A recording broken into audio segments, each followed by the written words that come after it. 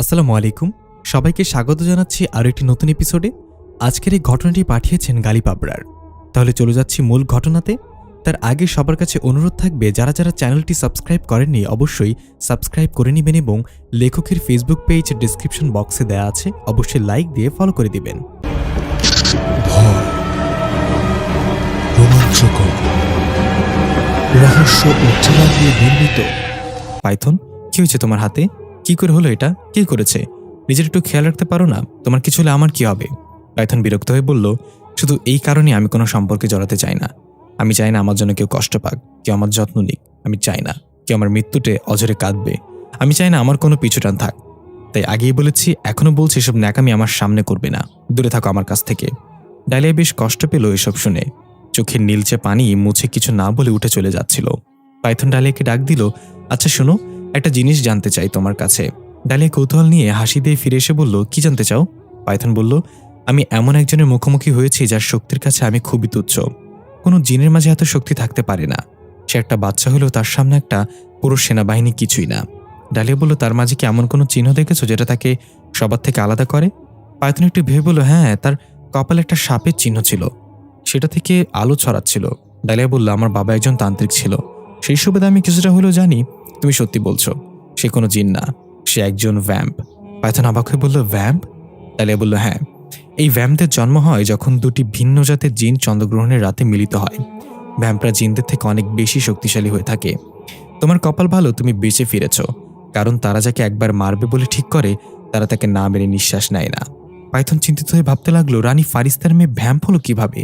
কি রহস্য লুকিয়ে রেখেছে সে, যে যার আসল বাবা কি তাহলে? পাইথন নিজের চুল টেনে ধরল। এর মাঝে একজন সৈন্য এসে পাইথনকে খবর দিল, মারিদ রাজ্য থেকে কেউ একজন এসেছে পাইথনের সাথে দেখা করার জন্য।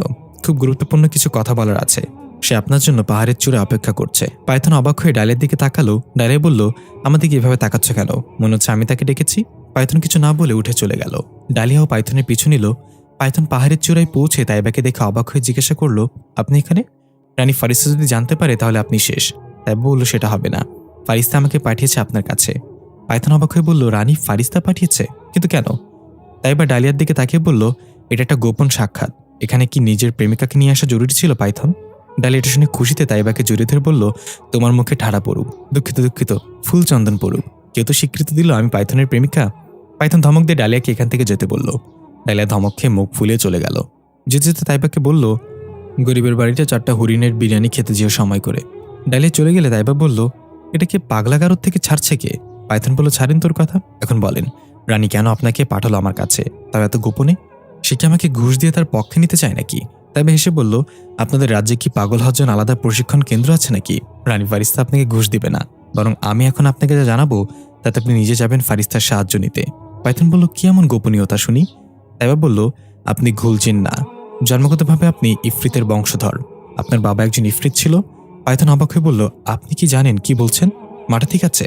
তাইবা বলল, শুধু তাই না, আপনি ছোট থেকে বড় হয়েছেন একটা মিথ্যাকে নিজের মাঝে লালন করে। রাজা দিমিত্রি আপনাকে জানিয়েছে আপনার বাবা যুদ্ধে মারা গিয়েছে।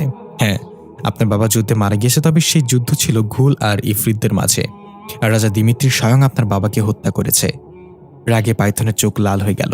সে খপ করে তাইবার গলা চেপে ধরে একদম পাহাড়ের শেষ প্রান্তে নিয়ে বলল, আমি এখন শুনতে চাই আপনি এতক্ষণ যা বলেছেন তা মিথ্যা ছিল।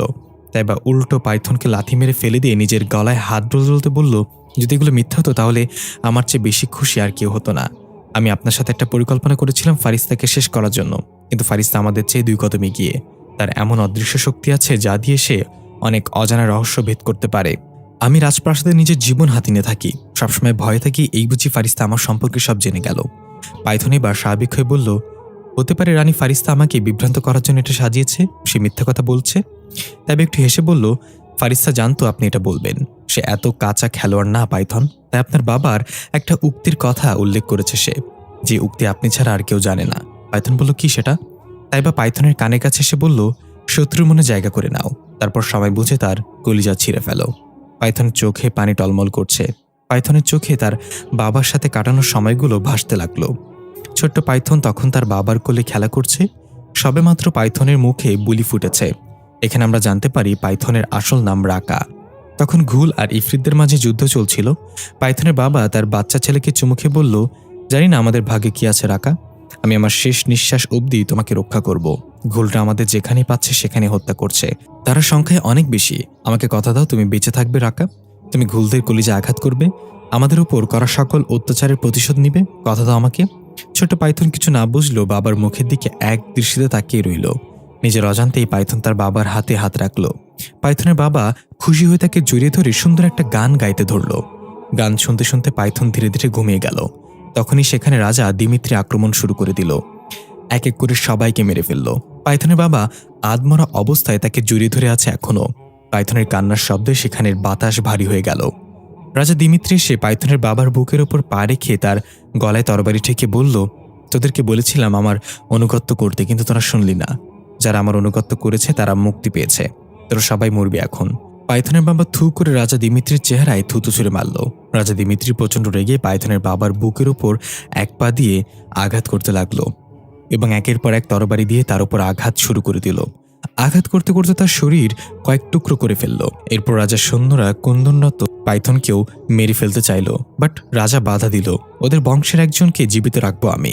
ওরা যে ন্যায়ের পতাকা তুলে দাঁড়িয়েছিল আমার সামনে, সেই পতাকা ওদের বংশের এই বাচ্চাকে দিয়ে আমি নামিয়ে দিব। এই বাচ্চাকে হিংস্র ঘুল জিন হিসেবে বড় করব। ওকে দিয়ে অন্যায় কাজ করাবো। ও কখনো জানতেই পারবে না ওর আসল পরিচয়। দৃশ্য বর্তমানে ফিরে এলো। পাইথন তার অতীত থেকে ফিরে এসে কান্নায় ভেঙে পড়ল। এতদিন তার আনুগত্য করে এসেছি, যে আমার বাবাকে হত্যা করেছে, তার আদেশে হাজার হাজার অন্যায় করেছি। কাঁদতে কাঁদতে পাইথন নিচের দিকে মাথা দিয়ে একদম চুপ হয়ে গেল। তবে গিয়ে পাইথনের সামনে দাঁড়িয়ে বলল, আমার দায়িত্ব শেষ পাইথন, এখন আপনি তাই করবেন যা আপনার কাছে ঠিক মনে হয়।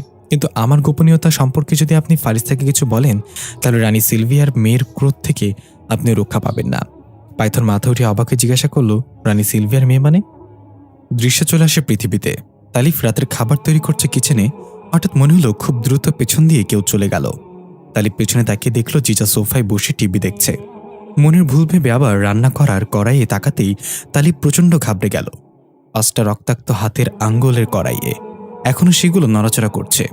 তালিফ চিৎকার করে সেখান থেকে দৌড় দিতেই পেছনে থাকা সাদা রঙের জামা পরা কারোর সাথে ধাক্কা খেয়ে চিত হয়ে নিচে পড়ে গেল। তাকে দেখল ফারিস্তা দাঁড়িয়ে মুচকি মুচকি হাসছে। তালিফ রেগে বলল, তার মানে তুমি আমাকে ভয় দেখাচ্ছিলে? ফারিস্তা বলল, যার মেয়ে একটা ভ্যাম্প, বউ জিনদের রানী, সে এত ভয় পেলে কি বাকিরা কি করবে? তালিফ মুখ বাঁকিয়ে বলল, আমি ভয় পাইনি, ঠিক আছে, আমি তো এমনি ভয় পাওয়ার অভিনয় করছিলাম। এখন আমাকে উঠাও, কোমরটা মনে হয় গেছে। ফারিস্তা হাত বাড়িয়ে দিয়ে হাসতে হাসতে এক টানে তালিফকে উঠিয়ে নিল। তালিফ একদম ফারিস্তার বুকে এসে পড়ল এবং বলল, ল্যান্ডিং যদি এত সুন্দর এয়ারপোর্টে হয় তাহলে আমার প্লেন ক্র্যাশ করতেও রাজি। ফারিস্তা বলল, এই ছাড়ো, জিজা কিন্তু সব দেখছে। হাদারাম। তালিফ উকি দিয়ে জিজাকে বলল, তুমি কি দেখেছো মামুনি? জিজা টিভির দিকে তাকিয়ে বলল, না, আমার চোখটা আমি ব্যাংকে জমা দিয়ে এসেছি।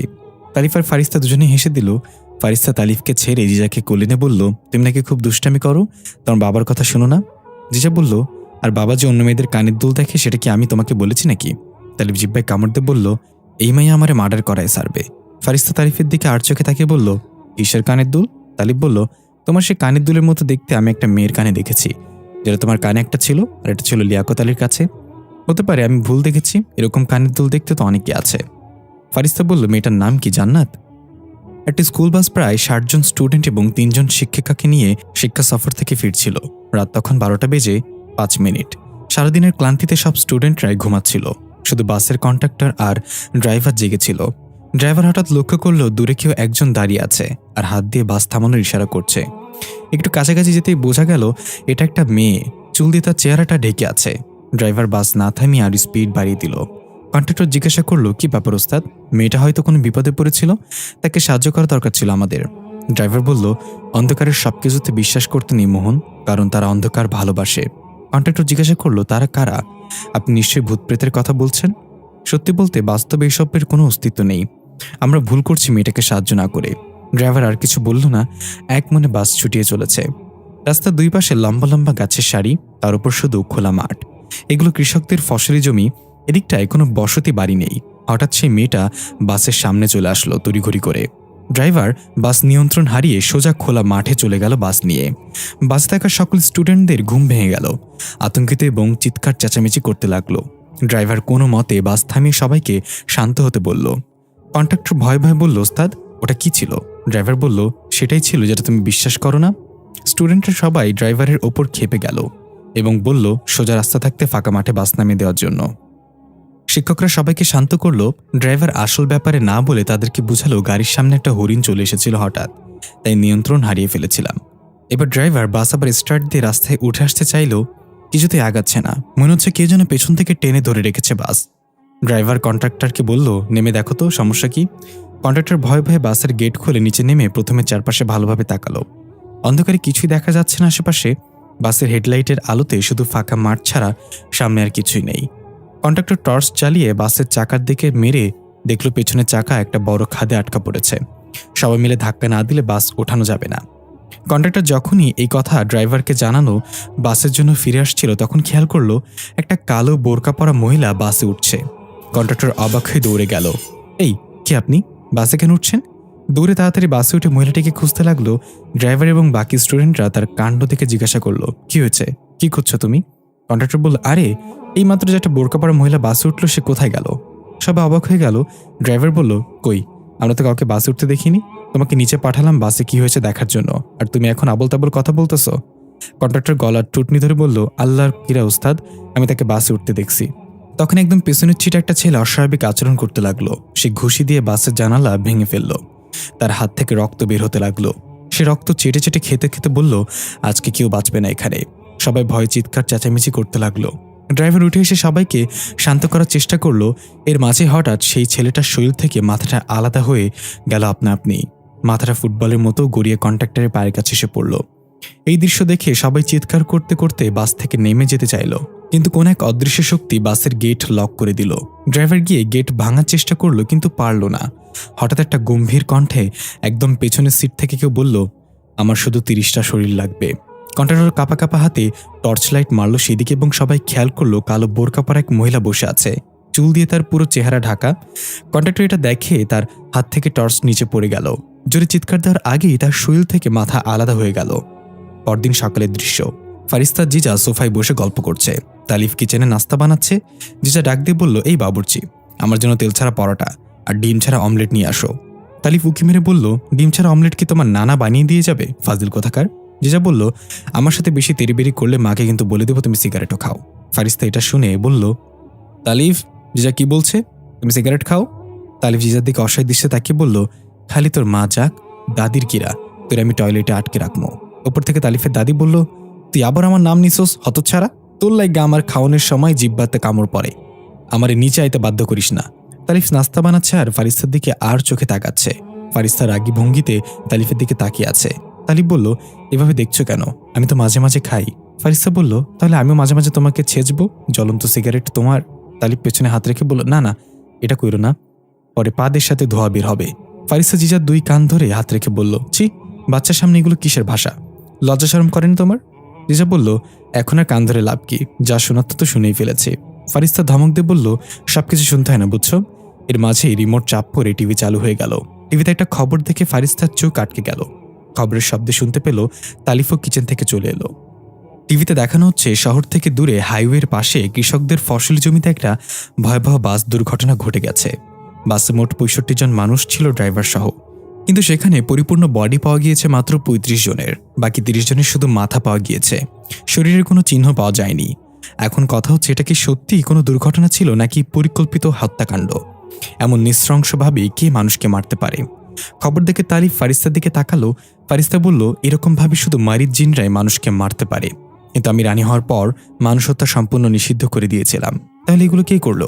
তালিফ বলল, একসাথে 30 জন মানুষের শরীর, নিশ্চয়ই এটা সে খাওয়ার জন্য করেনি, এগুলো দিয়ে সে অন্য কিছু করার পরিকল্পনা করেছে। ফারিস্তা বলল, ঠিক বলেছ, আমাকে এখনই ফিরে যেতে হবে। মারিদ রাজ্যে কেউ আমার অগোচরে বিশৃঙ্খলা সৃষ্টি করার চেষ্টা করছে, তাকে খুঁজে বের করতে হবে। জিজা বলল, মা, আমিও তোমার সাথে যাব, পাইথন নামের শয়তানটা তোমার ক্ষতি করতে পারে। ফারিস্তা জিজার কপালে চুমু খেয়ে বলল, না মামুনি, তুমি তোমার বাবার সাথে থাকবে, তাকে রক্ষা করবে। তারা আমার ক্ষতি করতে না পারলেও তোমার বাবার ক্ষতি করে আমাকে দুর্বল করে দিতে চাইবে, আর আমার বিশ্বাস তুমি তোমার বাবার কোনো ক্ষতি হতে দিবে না। জিজা ফারিস্তার হাতে হাত রেখে বলল, বাবার সামনে আমি পাহাড় হয়ে থাকবো মা। ফারিস্তা সুন্দর একটা হাসি দিয়ে তালিফকে বলল, জিজার খেয়াল রেখো তালিফ, তুমি এদিকটা নিয়ে কোনো চিন্তা করো না, বিজয়ীর বেশে ফিরে আসো। আমি জানি তুমি সব ষড়যন্ত্রের মূল উগড়ে ফেলে দিবে। দৃশ্য চলে গেল ঘুল রাজ্যে। পাইথন এখনো সেই পাহাড়ের চূড়ায় বসে আছে। এখান থেকে পুরো ঘুল রাজ্য দেখা যায়। পাইথন ভাবছে এখন সে কি করবে। বাবার হত্যার প্রতিশোধ নিতে হলে তাড়াহুড়া করা যাবে না। রাগের বশে কিছু করার চেষ্টা করলে হিত বিপরীত হয়ে যাবে। রাজা দিমিত্রিকে মেরে ফেললে ঘুল জিনরা আমাকে ছেড়ে দিবে না, তাই আগে ঘুল জিনদের মাঝে রাজার প্রতি বিদ্বেষ ছড়িয়ে দিতে হবে, তারপর নিজ হাতে তাকে হত্যা করব। এর মাঝে পেছনে কারোর উপস্থিতি টের পেয়ে পাইথন তার কোমরে গুজে রাখা ছুরিটা বের করে সোজা তার গলায় ধরল। এটা ছিল এক ঘুল সৈন্য। সে আতঙ্কিত হয়ে বলল, পাইথন কি করছো তুমি? আমি ঘুল সৈন্য।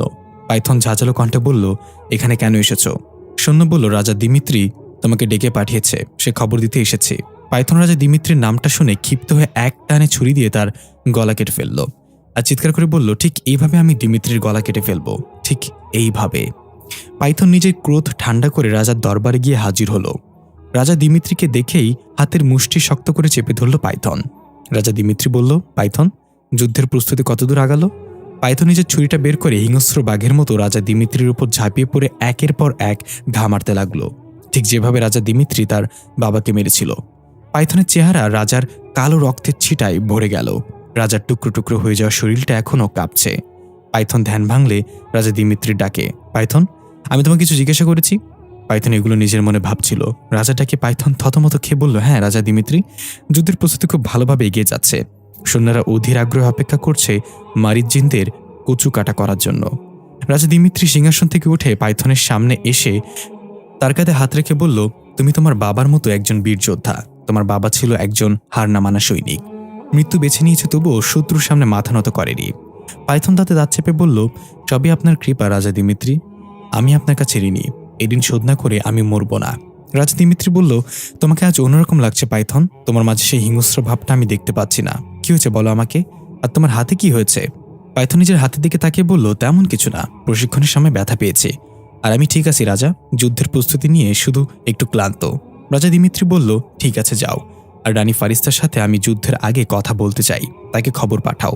পাইথন বলল, রানী ফারিস্তা একবার যেটা বলে সেটা করে, তার সিদ্ধান্তে কখনো পরিবর্তন আসে না। রাজা দিমিত্রি বলল, তাহলে এমন কাউকে খুঁজো যে রানী ফারিস্তার বিশ্বস্ত কিন্তু ক্ষমতালোভী।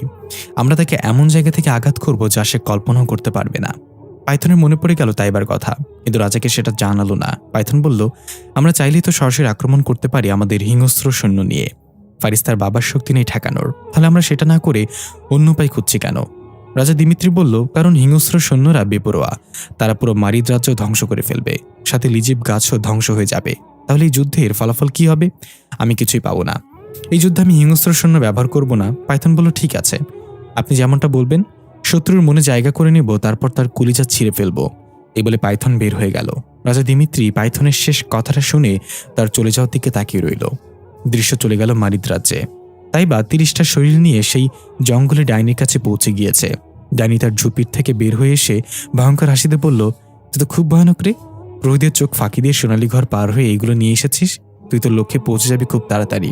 তাইবা বলল, মনে থাকে যেন, এই 30টা শরীর ব্যবহার করে কিভাবে সেই তরবারিকে এমন শক্তিশালী করা যায়। ডাইনি বলল, এত শক্তিশালী তরবারি দিয়ে তুই কি করবি? রানীকে মারার জন্য তো এত শক্তিশালী তরবারির দরকার নেই। তাইবা ডাইনির গলা চেপে ধরে গাছের সাথে লাগিয়ে বলল, তোমাকে যা বলেছি তা করো, আমি তরবারি দিয়ে কাকে হত্যা করব সেটা আমার বিষয়। ডাইনি উদ্ভটভাবে হাসতে হাসতে বলল, ভ্যাম্পদের মারবি নাকি, তাই না? তাইবা ডাইনিকে ছুঁড়ে ফেলে দিয়ে বলল, কাজ শুরু করে দাও। এদিকে রানী ফারিস্তা প্রাসাদে ফিরে জরুরি বৈঠক ডেকেছে। সবাই সেখানে উপস্থিত হয়েছে। রানী ফারিস্তা সবার মুখের দিকে একবার করে তাকাচ্ছে। তাইবা বুঝতে পারল ফারিস্তা পৃথিবী থেকে ওই 30 জন শরীর গায়েবের ব্যাপারটা জেনে এসেছে। তাই তাইবা নিজেকে যতটা সম্ভব স্বাভাবিক রাখার চেষ্টা করল। রানী ফারিস্তা বলে উঠল, আজকে পৃথিবীতে গিয়েছিল কে কে? 3 জন রাজ সদস্য হাত উঠালো। তাইবা নিজেকে আড়াল করল। ফারিস্তা তাদের 3 জনকে বলল, পৃথিবীতে যাওয়ার কারণ ব্যাখ্যা করুন আমার কাছে। তারা এক এক করে পৃথিবীতে যাওয়ার কারণ ব্যাখ্যা করতে লাগলো। একজন বলল, পৃথিবীতে থাকা মারিদ জিনদের খোঁজ নিতে গিয়েছিলাম। আরেকজন বলল, আপনার আদেশে এক ভণ্ডতান্ত্রিককে শায়েস্তা করতে গিয়েছিলাম, যে মানুষকে বিভ্রান্ত করে অর্থ উপার্জন করে। অন্যজন বলল, আমাকে আপনার বাবা ডেকে পাঠিয়েছিল মারিদ রাজ্যর খোঁজ খবর নিতে। ফারিস্তা সবার সাথে কথা শুনে কাউকেই তেমন সন্দেহ হলো না। হঠাৎ একজন বলে উঠল, রানী ফারিস্তা, তাইবাও পৃথিবীতে গিয়েছিল, আমি তাকে সোনালী ঘরে ঢুকতে দেখেছি। এটা শুনে তাইবার চেহারা রং উড়ে গেল। ফারিস্তা অবাক হয়ে জিজ্ঞাসা করল, তাইবা? পুরো রাজদরবারে নীরবতা নেমে এসেছে। ফারিস্তা তাইবার দিকে তাকিয়ে তার উত্তরের জন্য অপেক্ষা করছে। তাইবা মাথা নিচু করে দাঁড়িয়ে আছে। ফারিস্তা আবার বলল, তাইবা, আমি তোমাকে কিছু জিজ্ঞাসা করেছি, কথা বলছো না কেন? তাইবা বিড়বিড় করে বলল, কি কি বলবো, কথাটা বানাইতাছি। ফারিস্তা বলল, কি হলো তাইবা? তাইবা মাথা উঠিয়ে বলল, হ্যাঁ, আমি ঘুল রাজ্য থেকে ফিরে এসে জানতে পারলাম রানী ফারিস্তা পৃথিবীতে গিয়েছে। আমারও জিজাকে খুব দেখতে ইচ্ছে করছিল, তাই তার সাথে দেখা করতে গিয়েছিলাম। ভেবেছিলাম সবাই মিলে আড্ডা দিব, কিন্তু সেখানে গিয়ে জিজাকে পাইনি। খোঁজ নিয়ে জানতে পারলাম তারা বাসা বদল করেছে, তাই আবার ফিরে এসেছি আমি। ফারিস্তা বলল, পৃথিবীতে গিয়ে অন্তত আমার সাথে যোগাযোগ করার দরকার ছিল তোমার। তাইবা বলল, মাফ করবেন রানী, আমি আসলে পৃথিবীর ভাষায় যেটাকে সারপ্রাইজ বলে সেটা দিতে চেয়েছিলাম, কিন্তু এখন দেখছি সারপ্রাইজ কতটা বিপজ্জনক শব্দ। আমাকে সন্দেহ করা হচ্ছে। ফারিস্তা এবার স্বাভাবিক হয়ে সবার উদ্দেশ্যে বলল, আমি রানী হওয়ার পর সবার আগে মানুষ হত্যা নিষিদ্ধ করেছিলাম। এতদিন সেটা বন্ধ থাকলেও গতকাল রাতে পৃথিবীতে 30 জন মানুষের শরীরবিহীন মাথা পাওয়া গিয়েছে। মারির জিন ছাড়া এই কাজ আর কেউ করতে পারে না। আমাদের মাঝেই কোনো এক বিশ্বাসঘাতক লুকিয়ে আছে। আমি আগামীকাল পর্যন্ত সময় দিলাম, বিশ্বাসঘাতক যেন সে নিজে এসে আমার কাছে মুখোশ খোলে, তাহলে শাস্তি কিছুটা কমবে। আর যদি আমাকে কষ্ট করে খুঁজে বের করতে হয়, তাহলে গাছ কাটার যন্ত্র দিয়ে মাঝখান থেকে 2 ভাগ করা হবে। এটা শুনে পুরো রাজদরবার ভীত হয়ে পড়ল। যারা ছোটখাটো অপরাধে জড়িত ছিল তারাও কাঁপতে লাগলো। শুধুমাত্র তাইবার চোখের ভয়ের পরিবর্তে রাগ দেখা যাচ্ছে। তাইবা নিজের মনে বলছে, আমার কাছে পৌঁছানোর আগেই তোকে আমি শেষ করে দিব। শুধু ভ্যাম্প মারার তরবারিটা তৈরি হোক। প্রথমে তোর ওই হাত দুটো কেটে নিব আমি, তারপর তোর সামনে তোর স্বামী সন্তানকে নির্মমভাবে মারব। তাহলে বুঝবি প্রিয়জন হারানোর যন্ত্রণা কেমন হয়। বৈঠক শেষে ফারিস্তা তাইবাকে চোখের ইশারায় ডেকে নিল তার কাছে। বাকিরা সবাই চলে গেল। ফারিস্তা তাইবাকে জিজ্ঞাসা করলো, সত্যিটা জানার পর পাইথনের প্রতিক্রিয়া কেমন ছিল। তাইবা বলল, সে অনেক কষ্ট পেয়েছে, অনেক কান্না করেছে, আর সবচেয়ে বড় কথা, তার চোখে আমি প্রতিশোধের আগুন দেখেছি। ফারিস্তা তাইবার চোখের কাছে এসে গম্ভীর গলায় বলল, সেটা তো আমি তোর চোখে দেখতে পাচ্ছি। তাইবা থতমত খেয়ে তোতলাতে বলল, মানে কি বলছিস তুই? ফারিস্তা ফিক করে এসে বলল, আরে মজা করছিলাম, তুই দেখি ঘাবড়ে গেছিস। তাইবা হেসে দিয়ে বলল, তুই যেভাবে বিশ্বাসঘাতককে 2 ভাগ করার কথা বলেছিস, তাতে ভয়ে আমার নিজেকে এখন বিশ্বাসঘাতক মনে হচ্ছে। ফারিস্তা বলল, কি যে বলিস, তুই বিশ্বাসঘাতক হওয়ার আগে যেন আমি নিজের নিঃশ্বাস ত্যাগ করি। কিন্তু কেউ তো আছে যাকে আমি নিজে দেখতে পাচ্ছি, তবে পাবো। আর যেদিন পাবো সেদিন বুঝবে চোরের 1 দিন, গেরস্তের 10 দিন। তাইবা বলল, ধুর, তুই উল্টো বলছিস, এটা হবে চোরের 10 দিন আর গেরস্তের 1 দিন। ফারিস্তা বলল, না, আমি ঠিকই বলেছি। চোর 1 দিন চুরি করবে আর গেরস্ত তাকে 10 দিন গাছের সাথে বেঁধে রেখে পেটাবে, তাই আমারটাই ঠিক। তাই বেশি বলল, হ্যাঁ, যা তো ঠিক। রানীর কথায় বিরোধিতা করলে আমার মাথা যাবে। এখন বল, যুদ্ধ নিয়ে কি ভাবছিস? রাজা দিমিত্রি কিন্তু তার প্রস্তুতি শুরু করে দিয়েছে। যে কোনো সময় সে আক্রমণ করে দেবে। তার হিংস্র সৈন্যদের পাঠালে আমরা নিমিষেই ধ্বংস হয়ে যাব। ফারিস্তা বলল, সেটা সে করবে না, কারণ তার মূল উদ্দেশ্য লিজিব গাছ। হিংস্র সৈন্যদের পাঠালে সবকিছু ধ্বংস হয়ে যাবে, সাথে লিজিব গাছও। তাই সে এই বোকামি করবে না। আর আমি যা মনে করেছি, রাজা দিমিত্রি খুব তাড়াতাড়ি আমার সাথে বৈঠক করবে, আমাকে হুমকি দিবে, আমাকে বুঝাবে। তাইবা বলল, তুই এতটা নিশ্চিত কিভাবে? তখন একজন প্রহরী এসে বলল, রানী ফারিস্তা, ঘোলরাজ্য রাজা দিমিত্রা আপনাকে আমন্ত্রণ জানিয়েছে, সে আপনার সাক্ষাৎ কামনা করছে। ফারিস্তা তাইবার দিকে তাকিয়ে বলল, এভাবে? তাইবা হা করে তাকিয়ে ফারিস্তার দিকে, তার মানে মনে মনে ভাবছে, ঠিক কতটা দূর পর্যন্ত চিন্তা করলে আমি ফারিস্তার চিন্তার নাগাল পাবো। দৃশ্য চলে এলো পৃথিবীতে। তালিফ জিজাকে নিয়ে বাসা থেকে বের হয়েছে সকাল সকাল। জিজাকে নতুন স্কুলে ভর্তি করাতে হবে। বাসার গেট থেকে বের হতেই জিজা বলল, তালিফ, তুমি একটু দাঁড়াও, আমি জানাত আন্টিদের সাথে দেখা করে আসি। তালিফ বলল, যাও, তবে সে যেন না জানে তুমি কার মেয়ে। তোমার মা তাকে দেখা দিয়েছিল এবং তার একটা ইচ্ছে পূরণ করেছিল, এটা যেন এই পর্যন্তই থাকে, তাকে বেশি কিছু জানানো যাবে না। জিজা বলল, ঠিক আছে, তোমার কথার বাধ্য কি আমি কখনো হয়েছি বলো? তালিফ ভ্রুকুচকে তাকালো। জিজা বলল, সরি, অবাধ্য হবে। এই বলে জিজা জান্নাতদের বাসায় গেল। তালিফ বাইরে অপেক্ষা করতে লাগলো। জিজাকে দেখলো জান্নাতদের বাসার দরজার সামনে একটা লোক এদিক ওদিক পায়চারি করছে। দরজায় কড়া নাড়তে গিয়েও নাড়ছে না। জিজা তাকে ডাক দিয়ে বলল, প্রথমবার চুরি করতে আসছে নাকি? এত নার্ভাস দেখাচ্ছে কেন? লোকটা চমকে গিয়ে আশেপাশে পেছনে তাকিয়ে নিজের দিকে আঙ্গুল ইশারা করে বলল, তুমি কি আমাকে কিছু কইতেছ? জিজা কোমরে হাত দিয়ে বলল, না, আমি আপনার পেছনে দেয়ালকে বলতেছি, দেয়ালের তো কান আছে। লোকটা বলল, হাসা কইরা কাও, তুমি কি আমারে দেখতে পাইতেছো? জিজা এবার বিরক্ত হয়ে বলল, আমার বাবা রোমান্স করার সময় আমাকে জিজ্ঞাসা করছে আমি দেখছি কিনা, আপনি জিজ্ঞাসা করেন আমাকে দেখতে পাচ্ছি কিনা। কি পাইছেন আমারে? আমাকে কানা প্রমাণ করার জন্য উঠে পড়ে লেগেছেন? লোকটা একগাল হেসে জিজার কাছে এসে বলল, পাকনা বুড়ি রে, আমি হইলাম জান্নাতের বাবা। অনেকদিন আগে আমি মইরা গেছি, কিন্তু আমার পাগলি মায়াটা আমারে মুক্তি দেয় না এখনো। জিজা তার হাত ধরে বুঝতে পারলো সে সত্যি একটা আত্মা। জিজা বলল, কেন? জানাতানটা আপনাকে মুক্তি দেয় না কেন? কি এমন আকাম করেছেন? লোকটা হেসে বলল, আকাম না রে, একটা ভয়াবহ গাড়ি দুর্ঘটনায় আমি মারা গিয়েছিলাম। ওইখানে আমার মাথা ছাড়া শরীরের কোনো চিহ্নই আসিল না। আর আমার স্মৃতি মনে কইরা জান্নাতে হেই মাথার কঙ্কালটা এখনো পর্যন্ত রাইহা দিছে। তাই আমি মুক্তি পাই নাই। অনেকবার তারে কইছি, কিন্তু আমারে দেখেও পাই না, শুনতেও পাই না। জিজা মাথা চুলকে বলল, তাহলে তো জটিল সমস্যায় পড়েছেন। এখন কি আপনি চান আমি আপনার হয়ে জানাতানটিকে এগুলো বলি? লোকটা একগাল হেসে বলল, হ হ হ, দয়া কইরা একটু বইল, আর আমার ভালো লাগে না এইভাবে থাকতে।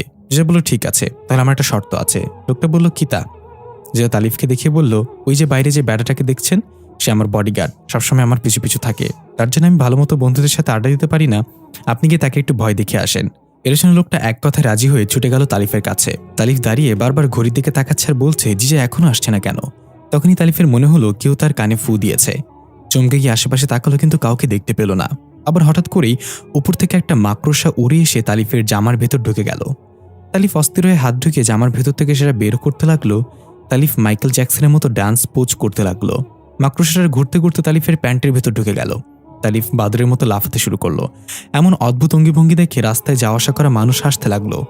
ওইদিকে জিজাও ভেতর থেকে এগুলো দেখে হাসতে হাসতে শেষ। তালিফ একে একে তার পরনের জামা প্যান্ট খুলে ফেললো। শুধু শর্ট প্যান্ট পরে মাকড়সা খুঁজতে লাগলো জামা কাপড়ের ভেতর। এর মাঝে লোকটা জিজার পেছনে আবির্ভাব হয়ে বলল, ঠিক আছে না? দেখেছো ব্যাটারে কেমন নাচাইলাম? জিজা বলল, হ্যাঁ একদম ঠিক আছে, এখন চলেন, আমি আমার কথা রাখি। জিজা দরজায় কড়া নাড়ল। কিছুক্ষণের মাঝেই জান্নাত দরজা খুলে জিজাকে দেখে খুশি হয়ে বলল, আরে তুমি, আসো আসো, ভেতরে আসো। তোমার বোন মানুষটা কই? জিজা বলল, সে রাস্তার সার্কাস দেখাচ্ছে, কিন্তু আমার সাথে অন্য একজন এসেছে। জান্নাত জিজার আশেপাশে তাকিয়ে বলল, কে? জিজা বলল, তোমার বাবা।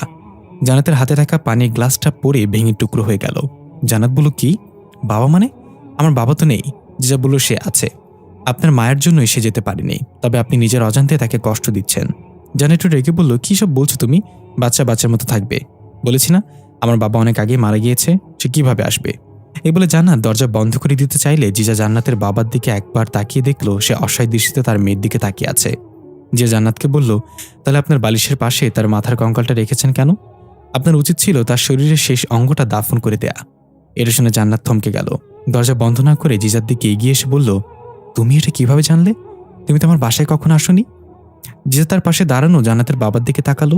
জান্নাত আবেগে আপ্লুত হয়ে জিজ্ঞাসা করলো, তার মানে সত্যি আমার বাবা তোমার পাশে? জিজা মাথা নাড়ল। জান্নাত কান্নায় ভেঙে পড়ল। জান্নাতের বাবা আবেগে আপ্লুত হয়ে তার মেয়ের মাথায় হাত রাখলো। জান্নাত সেটা বুঝতে না পারলেও জিজা বলল, আন্টি, আপনার বাবা এখন আপনার মাথায় হাত রেখেছে। আপনার কান্না দেখে সে কষ্ট পাচ্ছে, আপনি কাঁদবেন না।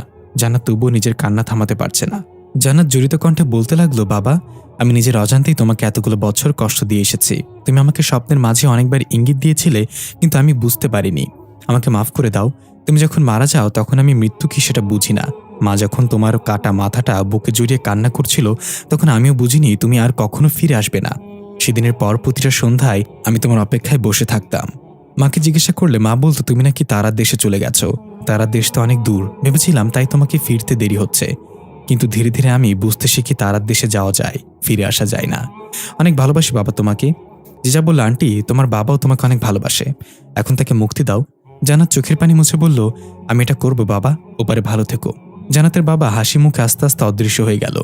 জান্নাত জিজাকে জড়িয়ে ধরে আর বলল, কে তুমি? আমার মৃত বাবাকে কিভাবে দেখতে পেলে?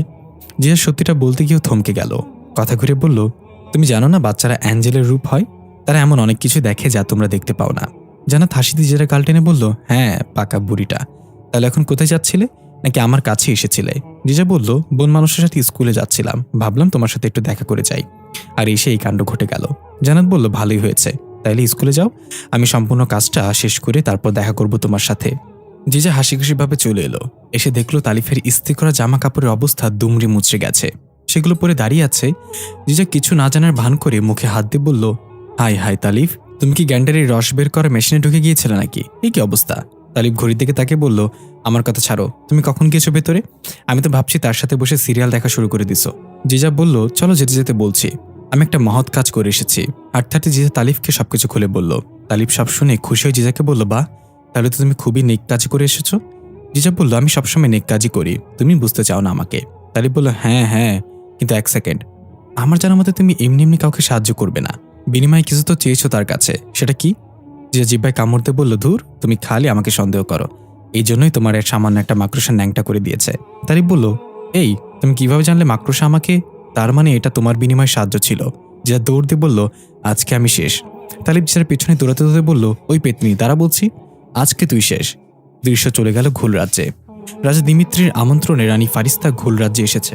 তাইবাও ফারিস্তার সাথে এসেছে। রাজা দিমিত্রি সাদরে গ্রহণ করল ফারিস্তাকে। অনেক জাঁকজমকভাবে ফারিস্তাকে অভিনন্দন জানানো হলো। তাইবা ফারিস্তার কানে কানে বলল, এগুলো সব তোকে প্রভাবিত করার জন্য করেছে। রাজা দিমিত্রি তোকে ততক্ষণ তোর সাথে ভালো আচরণ করবে যতক্ষণ না তোর সিদ্ধান্ত তার বিপক্ষে যায়। ফারিস্তা বলল সে ভেবেছে আমাকে এখানে আমন্ত্রণ করে দামি দামি উপহার দিয়ে আমার সিদ্ধান্ত পরিবর্তন করাবে। তাইবা বলল, আমি তো জানি তোর সিদ্ধান্ত কখনো পরিবর্তন হবে না, এত আয়োজন সবই বৃথা। ফারিস্তা বলল, কি জানি, দেখি রাজা দিমিত্রি কি উপহার দেয়, সিদ্ধান্ত পরিবর্তন হতেও পারে। পাইথন তার প্রস্তুত করা সৈন্যদের উদ্দেশ্যে কথা বলছে। তোমরা আমার অধীনে থাকা ঘোল সৈন্য, তোমরা কি জানো আমরা কিসের প্রস্তুতি নিচ্ছি? সবাই একসাথে বলে উঠল, আমরা যুদ্ধের প্রস্তুতি নিচ্ছি। পাইথন বলল, কার বিরুদ্ধে যুদ্ধ করতে যাচ্ছি আমরা? সবাই একসাথে বলে উঠল, মারিদ রাজ্য রানী ফারিস্তার বিরুদ্ধে। পাইথন বলল, এই যুদ্ধের উদ্দেশ্য কি? সবাই একসাথে বলে উঠল, আমরা জানি না সেনাপতি পাইথন, আমরা শুধু আদেশ পালন করি। পাইথন বলল, ঠিক এই কারণেই রাজা মহারাজাগণ আমাদেরকে দিয়ে তাদের ক্ষমতা বৃদ্ধি করে চলেছে। আমরা অন্ধের মতো তাদের আদেশ পালন করে যাই, অথচ আমরা জানতেও চাই না কি জন্য লড়াই করছি, আমরা কি জন্য মরছি, এতে আমাদের ফায়দা কি? রাজা মহারাজাগণ আমাদের মৃতদেহের ওপর গড়ে তুলে তাদের সাম্রাজ্য। তারা কখনো যুদ্ধ করে না, যুদ্ধ করি আমরা, মরি আমরা, আমাদের পরিবার হারায় তার প্রিয়জনকে, আর দিন শেষে আমাদের ভাগ্যে কি জোটে জানো? শুধু কবরের উপর এক গুচ্ছ ফুল। পাইথনের কথাগুলো শুনে সবাই এক অপরের দিকে তাকাচ্ছে। পাইথন বলল, আমি তোমাদের সেনাপতি, রাজার কাছে তোমাদের জীবনের মূল্য না থাকলেও আমার কাছে আছে, তাই এখন থেকে কারোর সাথে যুদ্ধ জড়ালে আমরা আগে যাচাই করবো এই যুদ্ধে কি আমাদের কোনো ফায়দা আছে নাকি এটা শুধুমাত্র রাজার ক্ষমতার লোভের যুদ্ধ। একজন বলে উঠল, মাফ করবেন সেনাপতি পাইথন, আপনি কি কোনো কারণে রাজার বিরোধিতা করছেন? পাইথন বলল, আমি রাজার বিরোধিতা করছি না, আমি শুধু এটা বোঝাতে চাচ্ছি তোমাদের পরিবার আছে, তোমাদের তাদের দরকার, তোমাদের বাচ্চাদের তারা বাবাদের দরকার, স্ত্রী তার স্বামীর দরকার, মায়ের তার সন্তানকে দরকার, আর কারো ক্ষমতার বলি হবে না। বেশিরভাগ সৈন্য পাইথনের সাথে একমত হলো। কিছু সংখ্যক সৈন্য পাইথনের বিরোধিতা করে সেখান থেকে বের হয়ে গেল। পাইথন বুঝতে পারল তারা রাজাকে গিয়ে বলবে আমি সৈন্যদের মাঝে বিশৃঙ্খলা সৃষ্টির চেষ্টা করেছি, তাই পাইথন তার সবচেয়ে বিশ্বস্ত সৈন্যকে চোখের ইশারায় কিছু একটা বলল। এদিকে রাজা দিমিত্রি ফারিস্তার জন্য বিশাল ভোজনের আয়োজন করেছে। হরেক রকমের খাবার দিয়ে টেবিল পরিপূর্ণ। খাবার খেতে খেতে রাজা দিমিত্রি বলল, তোমার কথা অনেক শুনেছি রানী ফারিস্তা, সিলভিয়াকে মেরে ভালো করেছ, ওই সিংহাসনের জন্য তুমিই সবচেয়ে যোগ্য। ফারিস্তা খাবার খাওয়া বন্ধ করে একটু হেসে বলল, প্রথমে আপনাকে ধন্যবাদ রাজা দিমিত্রি, আপনার আপ্যায়নে আমি খুব খুশি, কিন্তু আপনি হয়তো ভুলে গিয়েছেন আমি একটা সম্প্রদায়ের রানী, আমাকে তুমি করে বলার আগে আরেকবার ভাববেন। রাজা দিমিত্রি অপমানিত বোধ করে চামচ চেপে ধরে জোরে করে মুখ হাসি এনে বলল, আমি দুঃখিত রানী ফারিস্তা, মুখ ফসকে বলে ফেলেছি। ফারিস্তা আর কিছু না বলে চুপচাপ খাবার খেতে লাগলো। পাশে বসে খাবার খেতে থাকা তাইবা রাজার দিকে বারবার তাকিয়ে তাকে কিছু বোঝানোর ইঙ্গিত করছে। রাজা তাইবার চোখের দিকে তাকিয়ে বুঝে গেল ফারিস্তাকে ঘৃণা করে। রাজা দিমিত্রি বলল, রানী ফারিস্তা, আপনি তো জানেন আমরা যুদ্ধের দ্বার প্রান্তে আছি, এই যুদ্ধে আমি জয়লাভ করবো এটা তো নিশ্চিন্ত, কিন্তু মাঝ থেকে অনেক প্রাণ ঝরে পড়বে, আমি চাইছিলাম যুদ্ধ না করে শান্তি স্থাপন করতে। ফারিস্তা বলল, আপনি যেহেতু নিশ্চিন্ত জয়ের ব্যাপারে, তাহলে শান্তি স্থাপন করলেও সেটা বেশি দিন টেকসই হবে না, কারণ আপনি যা চান তা আমি আপনাকে দিয়ে দিলে আমার রাজ্য ধ্বংস হয়ে যাবে। রাজা দিমিত্রি বলল, আমি জানি লিজিব গাছ বিলুপ্ত হয়ে গেলে মারিদ গ্রহ ধ্বংস হয়ে যাবে, তো হতে দেন না, আমি আপনাকে আর আপনার প্রজাদের জন্য ঘোল রাজ্যের এক অংশ দিয়ে দিব, আপনি আপনার রাজ্য সেখানে স্থাপন করতে পারবেন। রানী ফারিস্তা এবার খাবার টেবিল থেকে উঠে চেয়ারের পেছনে লাঠি দিয়ে ফেলে দিয়ে বলল, দিমিত্রি, আপনি তো আপনার সাম্রাজ্য গড়ে তুলেছেন জুলুম আর নিষ্পাপদের মৃতদেহের ওপর, আপনি কি করে বুঝবেন মাতৃভূমির মর্যাদা? মারিদ রাজ্যের বিনিময়ে যদি আমাকে গোটা মহাবিশ্ব দিয়ে দেন, তবু আমি আপনার সাথে আপোষ করব না, কারণ মারিদ রাজ্যের শিকড়ে আমি মিশে আছি। রাজা দিমিত্রি প্রচণ্ড রেগে তরবারি বের করে ফারিস্তার গলায় ধরে বলল, সামান্য একজন রানী হয়ে আমার সামনে ঔদ্ধত্য আচরণ করার সিম্মত কেমনে হয় আপনার? পাইথন ঠিকই বলেছিল, তোর পুরো শরীরটাই কলিজা, আমি চাইলে এই মুহূর্তে তোর সেই কলিজা ছিঁড়ে ফেলতে পারি। ফারিস্তা তার গলা থেকে ধাক্কা দিয়ে তরবারিটা সরিয়ে রাজার চোখে চোখ রেখে বলল, আপনি পারবেন না, কারণ আমি আপনার আমন্ত্রণে এখানে এসেছি, এখানে যদি আমার একটা চুলো ছিঁড়ে তাহলে গোটা জিন রাজ্য আপনার বিরুদ্ধে চলে যাবে। রাজা দিমিত্রি তার তরবারি ছুঁড়ে ফেলে দিয়ে চিৎকার করে বলল, ঠিক আছে, তাহলে ফিরে যা আর অপেক্ষা কর আমার ভয়ঙ্কর সেনাবাহিনীর জন্য, আমি যা চাই সেটা নিয়েই ছাড়ি, হয় আপোষ না হয় জোর করে। ফারিস্তা বলল, আমি অপেক্ষা করব। এই বলে ফারিস্তা একজন রানীর মতো হেঁটে চলে গেল। তাই বা যাওয়ার আগে রাজার কানে ফিসফিস করে বলল, তাকে সহজভাবে নিবেন না, তাহলে আপনার পরিণতি আমার মায়ের মতো হবে। তাই এটা বলে ফারিস্তার পিছু পিছু চলে গেল। রাজা দিমিত্রির মুখে একটা হাসি ফুটে উঠল, তার মানে তুমি রানী সিলভিয়ার মেয়ে, তোমাকেই তো দরকার আমার।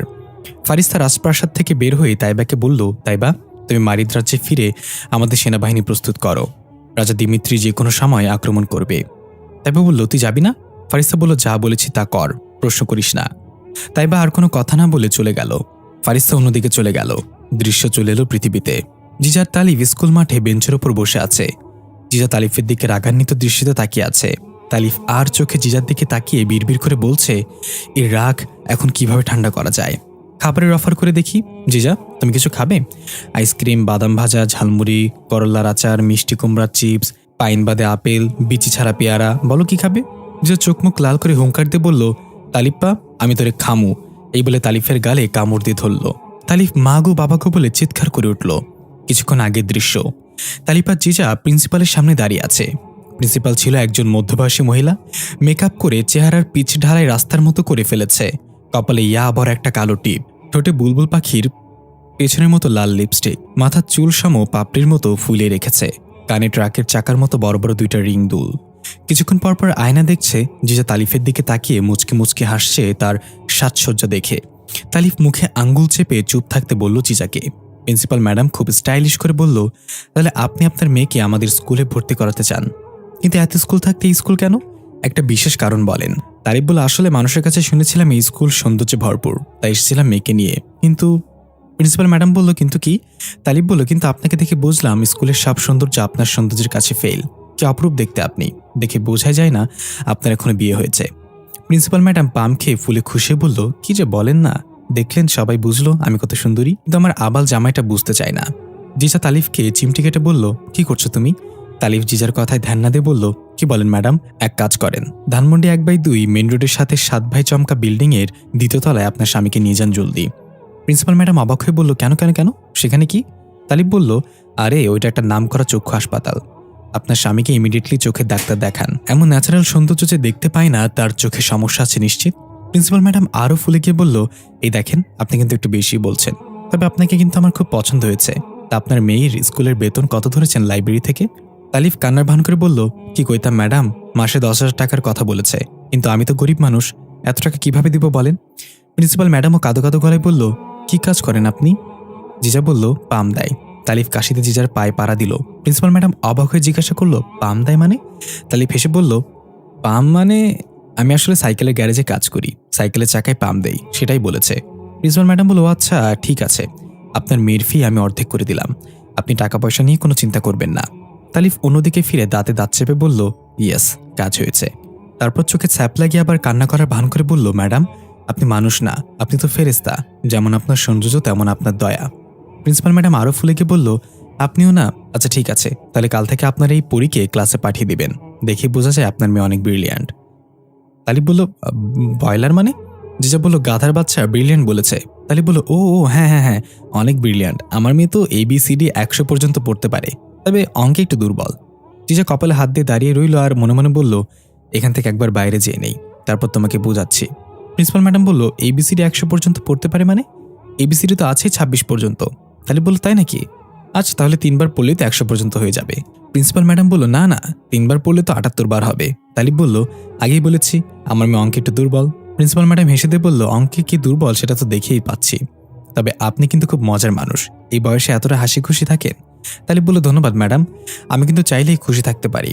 মানুষ সুখের পেছনে ছুটে, তাই মানুষের জীবনে সুখ স্থায়ী হয় না, সুখ হচ্ছে একটা প্র্যাকটিস, আর এই প্র্যাকটিসের মাধ্যমেই অনেক অসাধ্যকে সাধন করা যায়। এই বলে তালিফ জিজাকে নিয়ে বের হয়ে আসলো। প্রিন্সিপাল ম্যাডাম বাবা মেয়ের চলে যাওয়ার দিকে তাকিয়ে ভাবতে লাগলো, সত্যি আমার ভালো দিনের অপেক্ষা করতে করতে একসময় গিয়ে বুঝতে পারি চলে যাওয়া দিনগুলোই ভালো ছিল। আমরা চাইলেই নিজেকে সুখী বানাতে পারি, সুখের পেছনে না ছুটে সুখে থাকার প্র্যাকটিস করতে হয়। বর্তমানে ফিরে আসলে তালিফের হা করা মুখটা দেখতে পাই। জিজা এখনও তালিফের গালে কামড় দিয়ে ধরে আছে।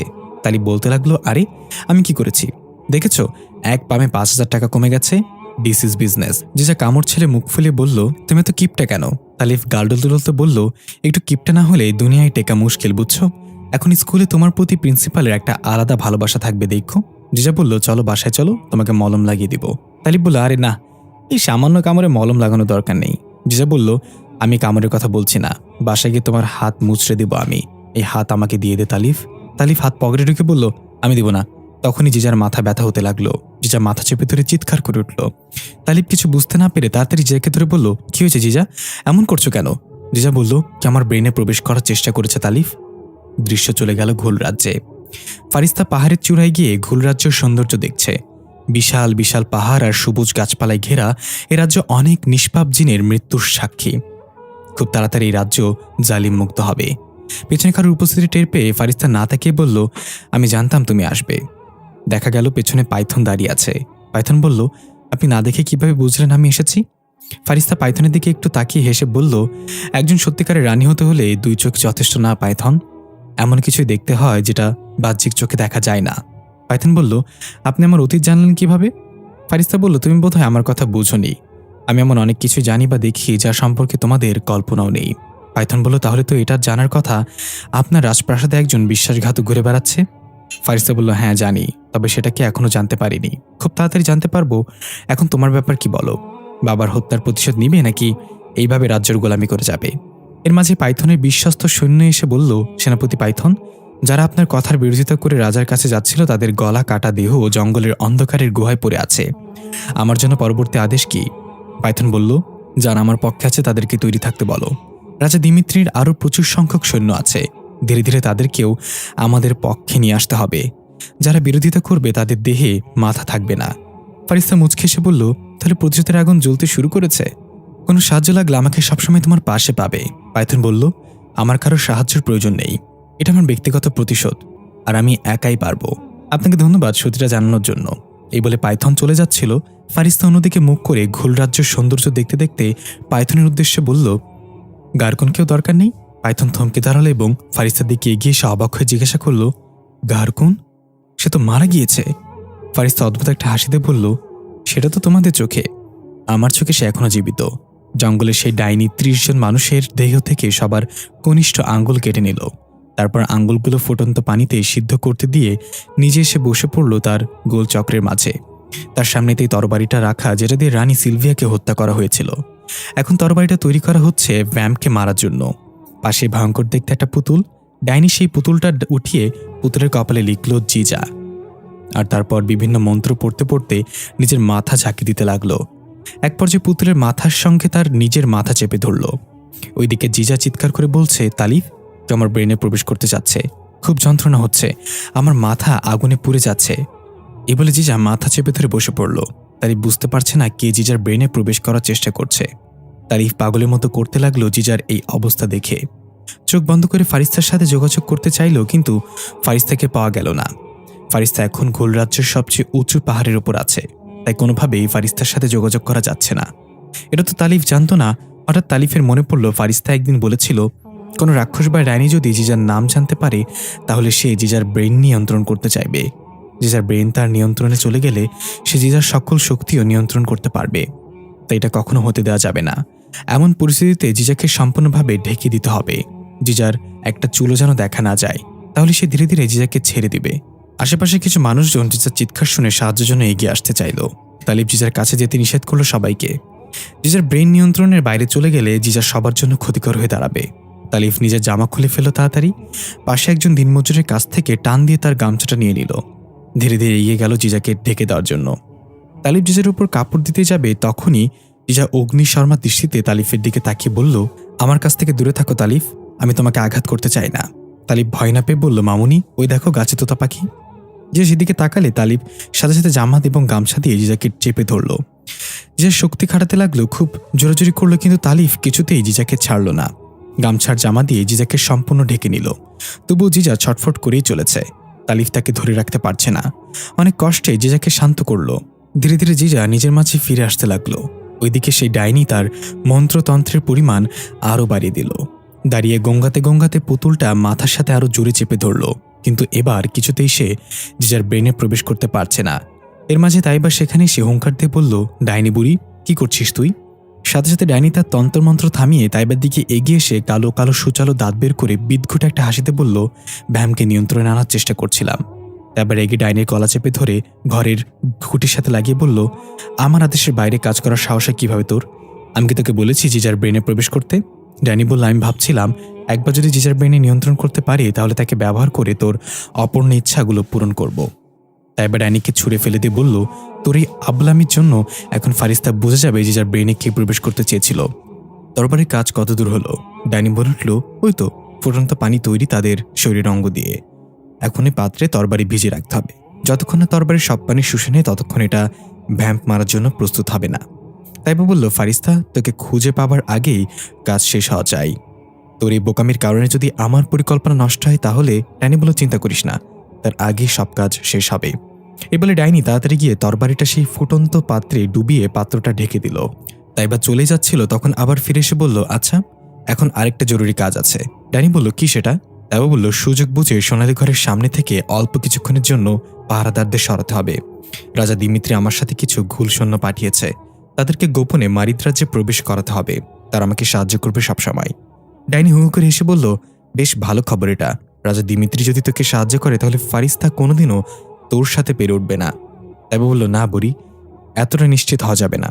আমার মনে হয় আমি যদি ফারিস্তার বিরুদ্ধে পুরো মহাবিশ্বকেও ব্যবহার করি তবু সেটা কম হয়ে যাবে। ডাইনি বলল, তাকে তুই এত ভয় পাস? তাইবা বলল, ভয় পায় না বুড়ি, আমি তাকে বিশ্বাস করি। এই বলে তাইবা যেতে যেতে বলে গেল, মনে থাকে যেন সোনালী ঘরের পাহারাদারদের সরিয়ে ঘুল সৈন্যদের এখানে নিয়ে আসার কথা। দৃশ্য চলে গেল ঘুল রাজ্যে। পাইথন এখনো বিশ্বাস করতে পারছে না গারকুন জীবিত আছে।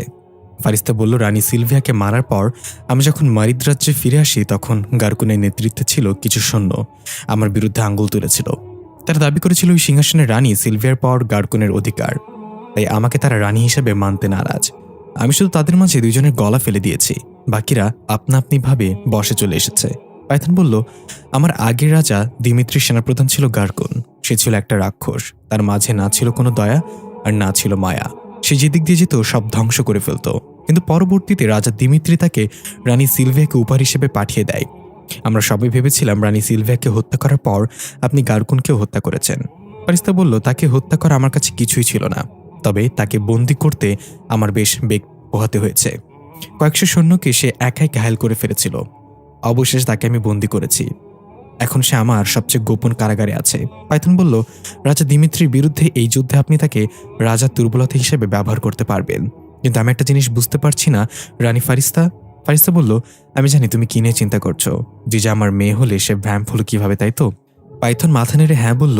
ফারিস্তা বলল, জিজা আসলে আমার মেয়েই না, জিজা গারকুনের মেয়ে। পাইথন হাঁ করে তাকিয়ে বলল, গারকুনের মেয়ে মানে? কিভাবে হলো এটা? ফারিস্তা বলল, আগে বিয়ে করো, তারপর বুঝবে বাচ্চা কিভাবে হয়। পাইথন একটু লজ্জা পেয়ে বলল, না মানে এটা কিভাবে সম্ভব? তাহলে জিজার মা কে? তুমি যা ভাবছো তাই। পাইথন চোখ বড় করে বলল, রানী সিলভিয়া? ফারিস্তা বলল, হ্যাঁ, গারকুন আর সিলভিয়া গোপনে বিয়ে করেছিল। জিজার যখন 10 দিন বয়স তখনই সিলভিয়া আমার হাতে খুন হয়। আর আমি এটা তখনই বুঝতে পারি যখন গারকুন সিংহাসন দাবি করেছিল। সে যত বড় রাক্ষসী হোক না কেন, কখনো এভাবে সরাসরি সিংহাসন দাবি করার সাহস করবে না। তার সিংহাসন দাবি করার মূল শক্তি ছিল সে সিলভিয়ার স্বামী। পাইথন একটু হেসে বলল, তাহলে এই ব্যাপার। গারকুন রাক্ষস হলেও ভেতরে ভেতরে কিন্তু আশিক ছিল। রানীকে পটিয়ে আবার একটা বাচ্চাও নিয়ে নিয়েছে। ফারিস্তা বলল, ভালোবাসার মাঝে সবাই বিদ্যমান পাইথন, কেউ প্রকাশ করতে দেয় আবার কেউ প্রকাশ করতে ভয় পায়। খুঁজে দেখো তুমিও কাউকে মন থেকে চাও। এটা শুনে পাইথনের চোখে ডালিয়ার মুখটা ভেসে উঠল। ফারিস্তা বলল, তাহলে একদিন সময় করে চলে এসো মারিদ রাজ্যে, বন্ধু গারকুনের বন্দিদাস উপভোগ করে আনন্দ পাবে। পাইথন বলল, অবশ্যই রানী ফারিস্তা, আর খুব শীঘ্রই রাজা দিমিত্রি আমাকে পাঠাবে একটা ছোটখাটো আক্রমণ করার জন্য আপনার রাজ্যে। এটা হবে শুধু আপনাকে ভয় দেখানোর জন্য। ফারিস্তা বলল, ভয় তারাই পায় যারা ভয়ের কথা বলে। আমি সর্বদা প্রস্তুত আছি, কথা দিলাম কেউ বেঁচে ফিরবে না। দৃশ্য চলে এলো পৃথিবীতে। জিজা অনেক সুন্দর একটা ফুল বাগানে সরু রাস্তা ধরে হেঁটে যাচ্ছে, কিন্তু জায়গাটা সম্পূর্ণ অচেনা। জিজার আগে কখনো এখানে আসেনি। শুকনো পাতার খচখচ শব্দে জিজা নিজ মনে হেঁটে চলেছে। হঠাৎ জিজা কিছু একটার সাথে পা লেগে মুখ থুবড়ে পড়ে গেল। সাথে সাথে ফুলবাগান থেকে একটা কালো রঙের সাপ বের হয়ে এসে জিজার কপালে কামড় বসিয়ে দিল। জিজা চিৎকার করে উঠল। সাপের বিষ পুরো শরীরে ছড়িয়ে নীল আকার ধারণ করেছে। জিজা যন্ত্রণায় ছটফট করছে। হঠাৎ কপালে সেই সাপের চিহ্নটা ভেসে উঠল। আশেপাশের সবকিছু বদলে যেতে লাগলো। একটু আগেও যেটা একটা ফুলবাগান ছিল সেটা সম্পূর্ণ পরিত্যক্ত পাতাবিহীন গাছে পরিণত হলো। চারটা সম্পূর্ণ কালো রং ধারণ করলো। অনেকগুলো কাক এসে উড়ে সেই শুকনো গাছগুলোর ওপর বসে অদ্ভুতভাবে ডাকতে শুরু করলো। জিজা উঠে চিৎকার করে দৌড় দিল সেখান থেকে, কিন্তু এক অদৃশ্য শক্তি জিজাকে টান দিয়ে আবার সে একই জায়গায় নিয়ে ফেলল। এবার জিজা লক্ষ্য করলো তার চারপাশে গোল করে কিছু কালো পোশাক পরা লম্বা লম্বা ছায়ামূর্তি দাঁড়িয়ে একসাথে কথা বলছে। নিজের অধিকার বুঝে নাও, তোমার বাবাকে মুক্ত করো, এভাবে একই কথা বারবার বলে যাচ্ছে তারা। জিজা কানে হাত দিয়ে চিৎকার করে বলল, আমি কিচ্ছু শুনতে চাই না, চলে যাও তোমরা। ঘুমের মাঝে তালিফ ধরপড় করে উঠে গেল জিজার চিৎকার শুনে। জিজা চোখ বন্ধ করে বলছে, আমি কিছু শুনতে চাই না, চলে যাও তোমরা। তালিফ জিজার গায়ে ধাক্কা দিয়ে বলল, জিজা কি হয়েছে, কি শুনতে চাও না? জিজাও ধরফর করে উঠে বলল, হাঁপাতে হাঁপাতে বলল, তালিফ আমি অনেক ভয়ানক একটা স্বপ্ন দেখেছি। কেউ আমাকে নিজের অধিকার আর বাবাকে মুক্ত করার কথা বলছে। তালিফ ঘাবড়ে গিয়ে কিছু একটা ভেবে বলল, ওটা কিছু না মামুনি, স্বপ্ন তো স্বপ্নই হয়। আমি এমন কত স্বপ্ন দেখি, তাই এগুলো নিয়ে চিন্তা করো না। জিজা বলল, কিন্তু এটা আমার কাছে স্বপ্ন মনে হচ্ছিল না, মনে হচ্ছিল একদম সত্যি। তালিফ বলল, আরে এগুলো কিছুই না, স্বপ্নে কখনো সত্যি হয় না। আজকে দিনের বেলা যে কেউ তোমার ব্রেনে প্রবেশ করতে চেয়েছিল, সেটাই এখনো তোমার মাথায় ঘুরছে, তাই এই বাজে স্বপ্ন দেখেছ। জিজা শান্ত হয়ে বলল, হয়তো তুমি ঠিক বলছো। তারিফ বলল, আমি সবসময় সঠিক কথাই বলি, দেশের জনগণই বুঝতে চায় না আমাকে।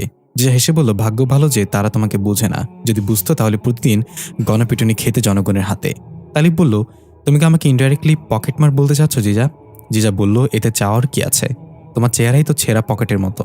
তালিব জিজাকে জড়িয়ে ধরে বলল, ইচ্ছা করে কি জানো, তোমাকে কম্বলের মতো রশির উপর টাঙিয়ে ইচ্ছে মতো ধুলাই করি, কিন্তু পারি না তোমার মায়ের ডরে। এটা করলে তোমার মা আমাকে পুলিশের নষ্ট রাইফেল দিয়ে গুলি করে মারবে।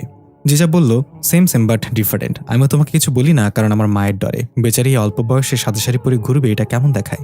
তারিফ বলল, দূর, তোমার লাগে আর থাকবো না এই ঘরে, হয় তুমি থাকবা না হয় আমি থাকবো। জিজা বলল, মাফ করে দাও, আমার কথা যদি কষ্ট পাও তাহলে সত্যি আমি দুঃখিত, আমি থাকবো এই ঘরে, তুমি বের হয়ে যাও। তালিব বাচ্চাদের মতো কান্না করে বলল, এটা কি মাইয়া নাকি রাক্ষসী? একই তো আমার নাম ধরে ডাকে, তার উপর আমারে কয় বাসা থেকে বের হয়ে যেতে। জিজা বলল, হইছে, কান্না থামাও হাগল, এখন বলো তোমার জীবনের সবচেয়ে ভয়াবহ স্বপ্ন কি? তালিব বলল, গরিবের আবার স্বপ্ন, ঘুম আসে এটাই বেশি। তবে একবার বাবার সাথে ঘুমিয়েছিলাম, মাঝরাতে বাবার চিৎকারে সবাই আমাদের রুমে চলে এসেছিল। এসে দেখলো বাবা পিঠ ডলছে আর বলছে, তোমার পোলা আমার পিঠ ব্যাকা করে ফেলেছে তালিফের আম্মু। মা আমাকে কারণ জিজ্ঞাসা করলে আমি বলেছি, মা স্বপ্নে দেখি বাবা আমারে গুলি করতেছে, তাই ঘুমের ঘরে মেরে বসেছি। এটা শুনে জিজা হাসতে হাসতে আবার শুয়ে পড়লো। তালিব বলল, ডোন্ট ট্রাস্ট দিস টুনাইট। এদিকে জান্নাত আর তার বাবার মাথার কঙ্কাল দাফন করে দিয়েছে মসজিদের হুজুরের সাহায্যে। সত্যি আজকে ঘরটা অনেক হালকা লাগছে। এতদিন ঘরের ভিতর সবসময় একটা ভাবসা গরম লাগতো, মনে হতো কেউ তো আশেপাশে ঘুরে বেড়াচ্ছে। আজকে তার কিছুই মনে হচ্ছে না। জান্নাতের বাবার কথা চিন্তা করতে করতে ঘুমানোর জন্য চোখ বন্ধ করলো। ঘুম প্রায় চলে এসেছে, তখনই জান্নাতের ঘরের দরজায় খটখট শব্দ। জান্নাতের লেগে আসা চোখ দুটো ঠাস করে খুলে গেল। এত রাতে আবার কে এলো? ভাবতে ভাবতে আবার দরজায় খটখট শব্দ। জান্নাত খাটের উপর থেকে জিজ্ঞাসা করলো, কে? কিন্তু কোনো জবাব এলো না। জান্নাত এবার ভয় পেতে শুরু করলো। হঠাৎ কেউ বলে উঠল দরজার বাইরে থেকে, ভয় পেও না জান্নাত, এটা আমি। জান্নাত খাটের উপরে জড়সড় হয়ে বসে আছে। বাইরে থেকে সেই ভারী কণ্ঠে আবার বলল, ভয় পেও না, দরজা খোলো। জান্নাত এবার সাহস করে খাট থেকে নেমে দরজার কাছে গেল। চাপা গলায় জিজ্ঞাসা করলো, কে আপনি? ওপাশ থেকে উত্তর এলো, আমি। জান্নাত এবার বেশ বিরক্ত হয়ে বলল, আমি কে? ওপাশ থেকে একটা সুন্দর হাসি দিয়ে বলল, তোমার স্মৃতিশক্তি হারিয়ে গিয়েছে নাকি? তুমি কে সেটা আমি কিভাবে জিজ্ঞেস করছো? জান্নাত বলল, আজব তো, আমি জিজ্ঞাসা করছি আপনি কে, আর এত রাতে দরজা নক করছেন কেন? ওপাশ থেকে বলল, সেটা তো দরজা খুলে দেখতে পাবে, আর আমি চাইলে কিন্তু বন্ধ দরজা ভেদ করে ভিতরে প্রবেশ করতে পারতাম, কিন্তু চিন্তা করলাম একটা মেয়ের বাসায় তার অনুমতি ছাড়া প্রবেশ করা ঠিক হবে না। জান্নাত অবাক হয়ে এবার তাড়াতাড়ি দরজা খুলে দিল। একটা সুদর্শন ছেলে দাঁড়িয়ে আছে বুকে হাত বেঁধে, ঠোঁটের কোণে এক চিলতি হাসি। জান্নাত জিজ্ঞাসা করলো, কে আপনি? সে বলল, আমার নাম পাইথন। জান্নাত বলল, তার মানে আপনি? পাইথন বলল, হ্যাঁ, আমি অন্য জগতের বাসিন্দা। রানী ফারিস্তা আমাকে পাঠিয়েছে তোমার কাছে, তো এখানে দাঁড়িয়ে থাকবো নাকি ভেতরে আসতে বলবে? জান্নাত বলল, রানী ফারিস্তার কাছ থেকে আসছেন আপনি, আগে বলবেন তো, ভেতরে আসেন। পাইথন জান্নাতের বাসার দরজার তুলনায় একটু বেশি লম্বা, তাই বাসায় ঢোকার সময় দরজার উপরিভাগের সাথে ঠাস করে বাড়ি খেল। মাথা টলতে টলতে বলল, তোমার দরজাগুলো এত নিচু করে বানাও কেন? জান্নাত হাসিতে বলল, কারণ আমাদের ঘরে মানুষ প্রবেশ করে, 10 থেকে 12 ফিটের কোনো ভূত না। পাইথন বলল, ভূত বলে গালি দিয়েন না, তোমাকে আমার ভয় পাওয়া উচিত। দেখো তো এটা কিসের গন্ধ? এই বলে পাইথন জান্নাতের মুখের কাছে গিয়ে নিঃশ্বাস ছাড়ল। জান্নাত নাক মুখ চেপে বমি বমি ভাব করে বলল, ছি, এটা কিসের গন্ধ? আপনি কি সকালের কার্য মুখ দিয়ে সম্পাদন করেন নাকি? পাইথন একটু হেসে বলল, অনেকদিন পর পৃথিবীতে আসলাম, তাই প্রথমে গিয়েছিলাম পৃথিবীতে অবস্থান করা আমার কিছু বিশ্বস্ত সাথীর সাথে। গিয়ে দেখলাম তারা খুব মজা করে সদ্য দাফন করা মৃতদেহ খাচ্ছে। লোভ সামলাতে না পেরে আমিও যোগ দিলাম তাদের সাথে। জান্নাত বলল, তার মানে আপনি মারিদ জিন না? পাইথন বলল, কিভাবে বুঝলেন? জান্নাত বলল, কারণ মারিদ জিনরাও কখনো মৃত মানুষ খায় না, তারা জীবিত মানুষের মাথা বাদে সব খেয়ে নেয়। পাইথন বলল, হ্যাঁ, আমি আসলে ইফরিত জিন, কিন্তু ঘুলদের সাথে থাকতে থাকতে আমি তাদের মতোই হয়ে গিয়েছি। জান্নাত বলল, তাহলে আপনাকে আমি কিভাবে বিশ্বাস করবো রানী ফারিস্তা আপনাকে পাঠিয়েছে? পাইথন বলল, তোমার প্রশ্ন ঠিক আছে, কিন্তু উত্তরটা একটু পরে পাবে। এখন মূল কথায় আসি। রানী ফারিস্তা তোমার কাছে একটা আমানত রেখেছে, আমি সেটাই নিতে এসেছি তার হুকুমে। জান্নাত চলে গেল তার অতীতে। ফারিস্তা যখন রানী হয়ে প্রথম পৃথিবীতে এসেছিল তালিফের সাথে দেখা করার জন্য, তার আগে ফারিস্তা গিয়েছিল জান্নাতের সাথে দেখা করতে। একজন সাধারণ মানুষের রূপ ধারণ করে ফারিস্তা জান্নাতকে দেখা দিয়েছিল। জান্নাতের কাছে গিয়ে ফারিস্তা বলেছিল, তোমার বাবা আমার কারণেই মারা গিয়েছিল, আমি যদি তার টেম্পোতে না উঠতাম সেদিন, তাহলে হয়তো আজ সে জীবিত থাকতো। জান্নাত কিছু বুঝতে না পেরে বলল, তাহলে কি আপনি মেরেছিলেন আমার বাবাকে? ফারিস্তা বলল, না, আমি মারিনি, তাকে মেরেছিল ডাকুশিয়া, আমি অনেক চেষ্টা করে তাকে বাঁচাতে পারিনি। জান্নাত বলল, আপনি আসলে কে? ফারিস্তা মুচকি এসে তার রূপ বদল করে রানী রূপে ফিরে এলো। জান্নাত ভয় পেয়ে সেখান থেকে দৌড়ে পালানোর চেষ্টা করলো, কিন্তু ফারিস্তা তাকে আটকে নিল এবং বলল, পালাতে হবে না, আমি তোমার কোনো ক্ষতি করব না। জান্নাত ভয় কান্না করতে করতে বলল, আপনি কি চান আমার কাছে? ফারিস্তা সেই কানের দুলজোড়া বের করে জান্নাতের হাতে দিয়ে বলল, এর একটা আমি তোমার বাবার কাছে দিয়েছিলাম তোমাকে দেওয়ার জন্য, কিন্তু তোমার বাবা তোমার কাছে পৌঁছানোর আগেই চলে গেল। তারপর আমি ঠিক করে রেখেছিলাম পৃথিবীতে আমার কাজ শেষ হলে তোমাকে 2টা কানের দুলি উপহার দেব, কিন্তু একটা দখল করে নিয়েছিল লিয়াকত আলী নামের একজন ইন্সপেক্টর। তাকে ধোঁকা দিয়ে তার কাছ থেকে এটা নিজের কাছে নিয়ে নিয়েছিলাম, আর আজ আমি তোমার বাবার না দিতে পারা শেষ উপহারটা তোমাকে দিতে এসেছি। জান্নাত কানের দুলগুলো হাতে নিয়ে বলল, আমি কি আপনাকে বিশ্বাস করতে পারি? ফারিস্তা বলল, এটা তোমার মনকে জিজ্ঞাসা করো, কারণ কেউ নিজের মনের কাছে খারাপ বলবে না, তাই বিশ্বাস তাকেই করবে যাকে তোমার মন ধরে। জান্নাত খুশি হয়ে বলল, আমি তো এখন নিজেকে বিশ্বাস করতে পারছি না, সে অন্য জগতের রানী আমার সামনে দাঁড়িয়ে আছে। আমি কি আপনাকে স্পর্শ করে দেখতে পারি একবার? ফারিস্তা সুন্দর করে হাসিতে জান্নাতকে জড়িয়ে ধরল আর বলল, তোমার বাবা তোমাকে অনেক ভালোবাসতো, আর এখন তুমি আমার কাছে যে কোনো একটা ইচ্ছা জানাতে পারো, আমি সেটা পূরণ করব। জান্নাত বলল, আপনি আমাকে দেখা দিয়েছেন, আমার বাবার দিতে চাও শেষ উপহারটা আমাকে ফিরিয়ে দিলেন, এতে আমি খুশি, আমার কোনো ইচ্ছে নেই। ফারিস্তা বলল, তুমি অনেক ভালো, তাই আমি তোমাকে নিজ ইচ্ছেতে একটা জিনিস উপহার দিলাম। জান্নাত বলল, কি সেটা? ফারিস্তা এসে বলল, সময় হলে বুঝতে পারবে। আর এখন তোমাকে একটা আমানত দিতে চাই, কারণ তুমি বিশ্বস্ত, এটা তোমার কাছে থাকলে কেউ সন্দেহ করবে না। জান্নাত বলল, আমানত? কিসের আমানত? ফারিস্তা একটা সুন্দর পরিষ্কার দেখতে পুতুল বের করে জান্নাতের হাতে দিল আর বলল, এটা আমার মেয়ের পুতুল, এটা খুবই গুরুত্বপূর্ণ একটা জিনিস, সব শয়তানি শক্তি চাইবে এই পুতুলের কাছে পৌঁছাতে, তাই আমি এটা নিজের কাছে রাখতে পারবো না, তোমার কাছে রেখে দিলাম, সময় হলে আমি নিয়ে নিব। জান্নাত বলল, কিন্তু আমি কি পারবো আপনার এই আমানত রক্ষা করতে? ফারিস্তা বলল, তুমি পারবে। এর আগেও আমার পূর্বপুরুষের আমানত পৃথিবীর এক মানব শক্তির কাছে আমানত ছিল, তবে খেয়াল রেখো এ সম্পর্কে তুমি আর আমি ছাড়া কেউ যেন কিছু না জানে। জান্নাত তার অতীতে ফিরে এলো। পাইথন বলল, কি মনে পড়েছে সে আমানতের কথা? জান্নাত বলল, হ্যাঁ, কিন্তু আমার না এখন আপনাকে বিশ্বাস হচ্ছে না, সত্যিই রানী ফারিস্তা আপনাকে পাঠিয়েছে? সে নিজে কেন এলো না? পাইথন বলল, পরিস্থিতি খারাপ অনেক, যে কোনো সময় রানী ফারিস্তার রাজ্য আক্রমণ হতে পারে, তাই সে নিজে না এসে আমাকে পাঠিয়েছে। দৃশ্য চলে গেল মারিদ রাজ্যে। রানী ফারিস্তা সভা ডেকেছে, সেখানে সবাই উপস্থিত ছিল, কিন্তু তাইবা সেখানে ছিল না। রানী ফারিস্তা সবার উদ্দেশ্যে বলল, আজকে বিশ্বাসঘাতক নিজে এসে আমার কাছে ধরা দেওয়ার কথা, কিন্তু কেউ আসেনি, তার মানে আমার রাজ্যে সবাই সাধু, কারো মুখ কোনো কথা নেই।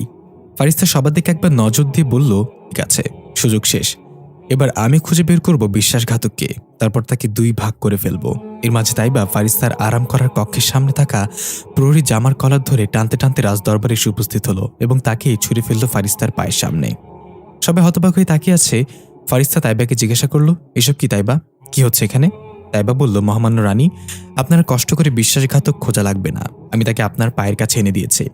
রানী ফারিস্তা পায়ের কাছে থাকা তার দিকে তাকিয়ে দেখল কেমন যেন এক ঘোরের মাঝে আছে সে, তার চেহারায় ধরা পড়ার বিন্দুমাত্র ভয় নেই, সে যেন নিজের মাঝে মজুদ নেই, তার চোখে কোনো অভিব্যক্তি নেই। ফারিস্তা বলল, সে তো আমার কক্ষের বাইরে থাকা একজন প্রহরী, সে কিভাবে বিশ্বাসঘাতক হতে পারে? কি প্রমাণ আছে তোমার কাছে? তাইবা ফারিস্তার দিকে তাকিয়ে ভাবতে লাগলো কিছুক্ষণ আগের কথা। তাইবা তাড়াতাড়ি করে ডাইনির কাছে এসে বলল, এই বুড়ি, আজকের মধ্যে যদি বিশ্বাসঘাতক ধরা না পড়ে তাহলে ফারিস্তা নিজে নেমে যাবে বিশ্বাসঘাতক খুঁজতে, আর ফারিস্তা যদি নেমে যায় তাহলে আমাদের ধরা পড়তে বেশিক্ষণ লাগবে না, এখন কি করা যায়? ডাইনি বলল, এ তো মহা মুশকিল, তাহলে এক কাজ কর, তুই নিজেই বিশ্বাসঘাতককে তার কাছে নিয়ে যা। তাইবা বলল, যা বলার পরিষ্কার করে বলো। ডাইনি বলল, একজনকে নিয়ে আমার কাছে, তাকে আমি কিছুক্ষণের জন্য সবকিছু ভুলিয়ে দেব, কিছুক্ষণের জন্য তুই যা বলবি সে তাই শুনবে, তার উপরে এই জাদুর প্রভাব কাটার আগেই ফারিস্তার সামনে তাকে বিশ্বাসঘাতক হিসেবে হাজির করবি, আর তার মাথার একটা কথায় আটকে দিবি, আমি বিশ্বাসঘাতক, আমাকে মেরে ফেলো। তবে একটা শয়তান আসতে বলল, বা কোনো গাছের পাতা খাস যায়, দিন দিন এত বুদ্ধি হচ্ছে তোর মাথায়, আমি এখনই কাউকে নিয়ে আসছি, বিশ্বাসঘাতক ধরা পড়ে গেলে আর ফারিস্তা এটা নিয়ে ভাববে না। দৃশ্য ফিরে এলো বর্তমানে। তাইবা বলল, রানী ফারিস্তা, আমি তাকে জঙ্গলের একটা ভয়ঙ্কর গুহার দিকে যেতে দেখেছি এবং তার পিছু নিয়েছিলাম, সেখানে গিয়ে আমি সেই 30 জন মানুষের মাথাবিহীন শরীর পেয়েছি, সে সেগুলো খাচ্ছিল এক একটা করে। ফারিস্তা এটা শুনে ওই প্রহরীকে জিজ্ঞাসা করলো, তাইবা যেটা বলছে এটা কি সত্যি? প্রহরী বলল, আমি বিশ্বাসঘাতক, আমাকে মেরে ফেলো। তাইবা বলল, সে নিজের মুখে স্বীকার করেছে, তাকে এখনই মৃত্যুদণ্ড দেওয়া হোক। ফারিস্তা বলল, না, এখনো নিশ্চিত না আমি, আমাকে সেখানে নিয়ে চলো যেখানে সে 30 জন মানুষের শরীর লুকিয়ে রেখেছে। তাইবা না চাইতে বলল, ঠিক আছে চলুন রানী ফারিস্তা, আমি আপনাকে সেখানে নিয়ে যাচ্ছি। ফারিস্তা অন্যান্য প্রহরীদের নির্দেশ দিল তাকে কারাগারে নিয়ে যেতে ফিরে আসার আগ পর্যন্ত। প্রহরীরা তার দিকে এগিয়ে আসলে তাকে ধরার জন্য তাইবা সুযোগ বুঝে প্রহরীর চোখে চোখে রেখে কিছু একটা ইশারা করলো। এ থেকে বুঝতে পারি যে সম্পূর্ণ এখন তাইবার নিয়ন্ত্রণে আছে। তাইবার ইশারা পাওয়ার সাথে সাথে সে হিংস্র হয়ে একজন প্রহরীর তরবারি কেড়ে নিয়ে রানী ফারিস্তার উপর আক্রমণ করলো। তাইবা বিদ্যুৎ বেগে গিয়ে ফারিস্তার উপর আক্রমণ হওয়ার আগেই তার ঘাড় থেকে মাথা আলাদা করে ফেলল। ফারিস্তা ঘটনার আকস্মিকতায় বুঝতেই পারল না এসব তাইবার চোখের ইশারায় হয়েছে। তাইবা আগেই পরিকল্পনা করেছিল তাকে বিশ্বাসঘাতক প্রমাণ করে তাড়াতাড়ি মেরে ফেলতে হবে, না হলে যে কোনো সময় তার হুঁশ ফিরে এলে সমস্ত পরিকল্পনা বিফলে চলে যাবে। তাইবা তার পরিকল্পনায় সফল হয়েছে। ফারিস্তা তাইবার এই চালাকি ধরতে পারল না। তাই ফারিস্তা ভেবে নিল তাইবা তাকে বাঁচিয়েছে।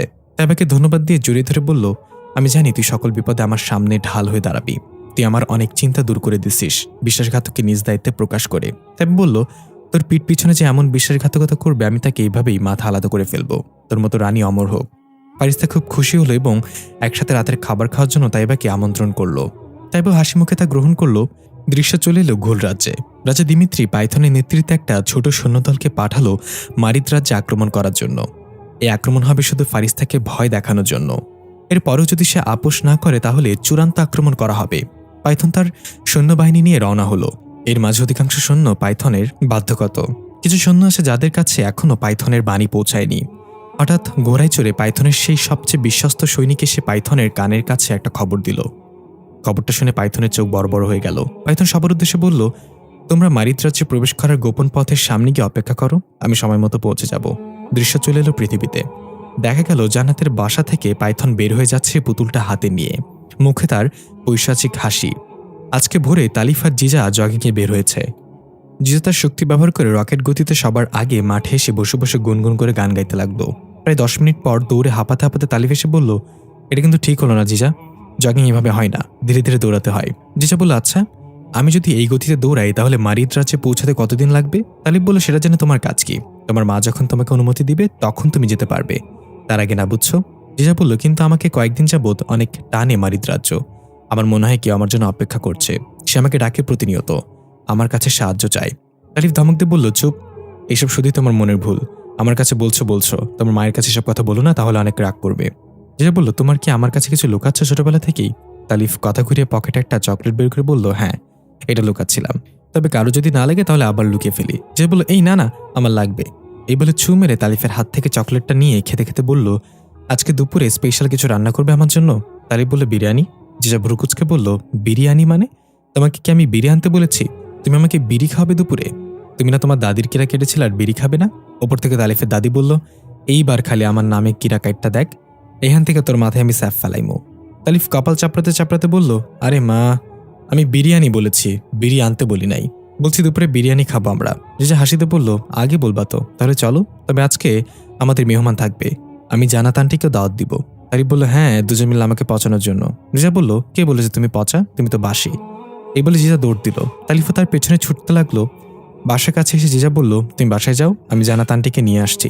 তালিফ চলে গেল। জিজা গেল জান্নাতকে আনতে।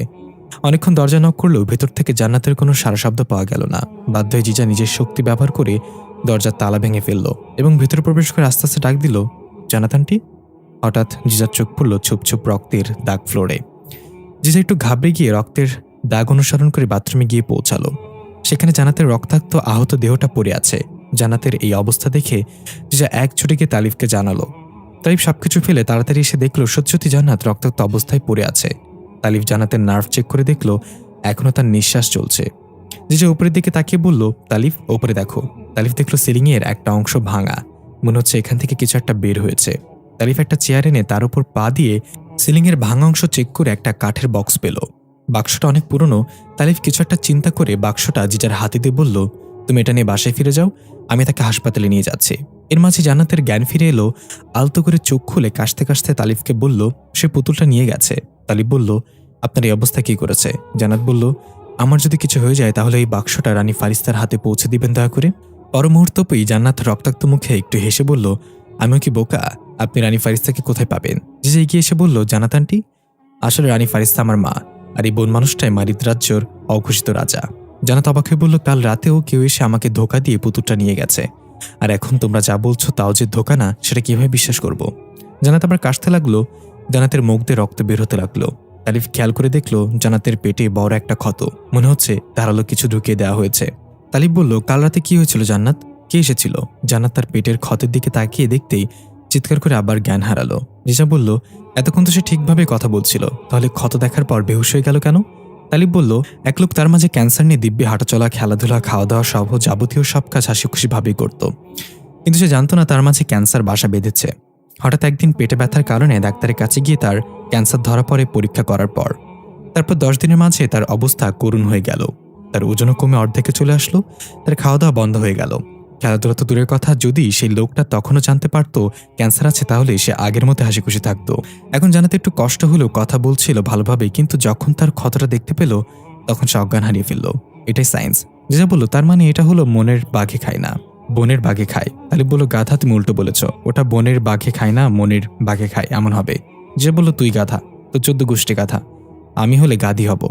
একটা কথাতে আমার জেন্ডার বদলে দিয়েছিস তুই। তালিব বলল, এখন আমাদের ঝগড়া করার সময় না, জান্নাতকে হাসপাতালে নিয়ে যেতে হবে, তা না হলে তোমার সাথে আমার বিশাল ঝগড়া লেগে যেত। জিজা বলল, ঠিক আছে, এটা তোলা থাকলো, পরে এখান থেকে আমাদের ঝগড়া শুরু হবে। তালিব বলল, এইবার যদি আমি ঝগড়ায় না জিততে পারি তাহলে আমার দাদির গেরা আমি গোসলের সময় সাবানে পা পিছলে থোতা ফাটিয়ে ফেলবো। ওপর থেকে তালিফের দাদি লাঠি দিয়ে নিজের মাথায় নিজে বাড়ি দেয়। তারপর বলল, আমার ঘরে জায়েদ খানের মতো লায়ক আহুক, তবু তোর মতো নাতি যেন না আসে। দৃশ্য চলে গেল ঘুল রাজ্যে। পাইথনের চেহারা রাগে অগ্নিশর্মা হয়ে গেছে। হনহন করে হেঁটে একটা ঘরের দরজায় নক করল। একটা বুজুর্গ বের হয়ে আসলে পাইথন বলল, ডালিয়া কোথায়? এর মাঝে ডালিয়া ভেতর থেকে বের হয়ে এসে বলল, পাইথন তুমি? তোমার তো এখন মারিত রাজ্যের যাত্রা করার কথা। পাইথন ডালিয়ার হাত ধরে টেনে নিয়ে যেতে লাগলো রাগী চোখে। ডালিয়া বলল, কি হয়েছে, এভাবে টানছো কেন? পাইথন ডালিয়া কিনে একটা নির্জন জায়গায় গিয়ে বলল, তোমাকে আমি না করেছিলাম এটা করতে, আমার কথা কেন শুনলে না? ডালিয়া কিছু না বোঝার ভান করে বলল, তুমি কি বিষয়ে কথা বলছো? আমি তো কিছুই বুঝতে পারছি না। পাইথন রেগে ডালিয়াকে গলা চেপে ধরে গাছের ডালের সাথে লাগিয়ে বলল, আমার সাথে কোনো চালাকি করার চেষ্টা করবে না। তুমি রানী ফারিস্তার আমানত আনতে কেন গিয়েছ? ডালিয়া বলল, তুমি এটা নিশ্চিত কিভাবে যে আমিই করেছি? পাইথন বলল, কারণ সেদিন আমাদের কথোপকথন শুধু তুমিই শুনেছিলে। দৃশ্য চলে গেল সেদিন, যেদিন ফারিস্তার পাইথন পাহাড়ের চূড়ায় দাঁড়িয়ে কথা বলছিল। ফারিস্তা বলল, পাইথন, আমি বলবো না তোমাকে আমার অধীনে কাজ করো, আমি চাই তুমি আমাকে এই যুদ্ধে সাহায্য করো, এটা তোমারও প্রতিশোধ। পাইথন বলল, আপনি একজন যোগ্য রানী, আমার ভালো লাগবে আপনার সাহায্য আসতে পেরে। হুকুম করেন কি করতে হবে আমাকে? ফারিস্তা বলল, আগামীকাল নিশ্চিত রাজা দিমিত্রি মারিদ রাজে তোমাকে পাঠাবে ছোটখাটো একটা আক্রমণ করতে, আর তুমি এই নাটকটা শেষে পৃথিবীতে যাবে জান্নাত নামের একটা মেয়ের কাছে। তার কাছে একটা পুতুল আছে, সেটা এনে তোমার কাছে রাখবে। আমার মনে হচ্ছে কেউ জিজাকে লক্ষ্য করছে। পাইথন বলল, সেই পুতুলের সাথে জিজার সম্পর্ক কি? ফারিস্তা বলল, তুমি তো জানোই জিজার শরীর রাক্ষসের গারকুনের অস্তিত্ব রয়েছে, কারণ সে তার জন্মদাতা। তাই আমি সবার আগে জিজার মাঝে থাকা গারকুনের অস্তিত্ব একটা পুতুলে বন্দি করে দিয়েছি। এখন জিজার মাঝে যেটুকু আছে সেটুকু ভালো শক্তি। যদি কোনোভাবে ওই পুতুল কোনো খারাপ শক্তির হাতে চলে যায় তাহলে সে জিজার মাঝে আবার সেই রাক্ষসী মনোভাব জাগিয়ে তুলবে। আমি চাই আমানতকারী বদল করতে। এখন জান্নাত খুব ভালোভাবে এটা রক্ষা করেছে এত বছর, কিন্তু এখন পরিস্থিতি খারাপের দিকে যাচ্ছে, যে কোনো কিছু ঘটতে পারে। তার আগে ওই পুতুলটা তোমার কাছে নিয়ে এসো, অন্তত কেউ শক্তি দিয়ে এটা কেড়ে নিতে পারবে না। পাইথন সবসময় বলল, আমি বুঝতে পারছি জিজার মাঝে এমনিতেই এত শক্তি, আর যদি রাক্ষসী শক্তিও চলে আসে তাহলে ও সবাইকে বিনাশ করে ছাড়বে। ফারিস্তা বলল, হ্যাঁ, আর সবচেয়ে বড় কথা হলো ওই রাক্ষসী শক্তির প্রভাবে জিজা অতীতের সবকিছু ভুলে যাবে, সে আমাকেও চিনবে না। পাইথন বলল, ঠিক আছে রানী ফারিস্তা, আমি এই নাটকটা শেষ করে পৃথিবীতে যাব, আর এই আমরা দুজন ছাড়া কেউ জানবে না। ফারিস্তা ঘাড় কাত করে পাইথনের আড়ালে তাকিয়ে বলল, কিন্তু মনে হচ্ছে আরো একজন জেনে গেছে এই কথা। পাইথন পিছনে তাকিয়ে বলল, পাথরের আড়ালে কে? বের হও। দেখা গেল ডালিয়া ধীরে ধীরে বের হয়ে আসলো পাথরের আড়াল থেকে। ফারিস্তা এক ঝটকায় ডালিয়ার গলা চেপে উঁচু করে ফেললো এক হাতে। ডালিয়া পা ছটফট করতে লাগলো। পাইথন বলল, রানী ফারিস্তা তাকে ছেড়ে দিন, সে আমাকে খুঁজতে এখানে এসেছে, আমি তাকে চিনি। ফারিস্তা বলল, তাকে জিজ্ঞাসা করো সে কেন এসেছে এখানে, আর লুকিয়ে আমাদের কথা শুনছিল কেন? পাইথন ধমক দিয়ে জিজ্ঞাসা করলো, ডালিয়া কেন এসেছো এখানে, আর এসেছিলে যেহেতু তাহলে লুকিয়েছিলে কেন? ডালিয়া কুরাতে কুকরাতে বলল, তোমাকে সৈনিক প্রশিক্ষণ কেন্দ্রে না পেয়ে খুঁজতে খুঁজতে চলে এসেছিলাম এখানে, কিন্তু তোমরা কোনো গুরুত্বপূর্ণ বিষয়ে কথা বলছিলে তাই বিরক্ত করতে চাইনি, ভেবেছিলাম তোমাদের কথা শেষ হলে বের হবো। পাইথন বলল, কতবার বলেছে আমার পিছু করবে না, রানী ফারিস্তা তাকে ছেড়ে দিন, আমি বলছি সে কাউকে কিছু বলবে না। ফারিস্তা তাকে ছেড়ে দিয়ে বলল, পাইথন তোমার কথায় ভরসা করে তাকে ছেড়ে দিলাম, তাকে বুঝিয়ে বলো এসব কথা যেন কারো কানে না যায়, আমার এখন যেতে হবে।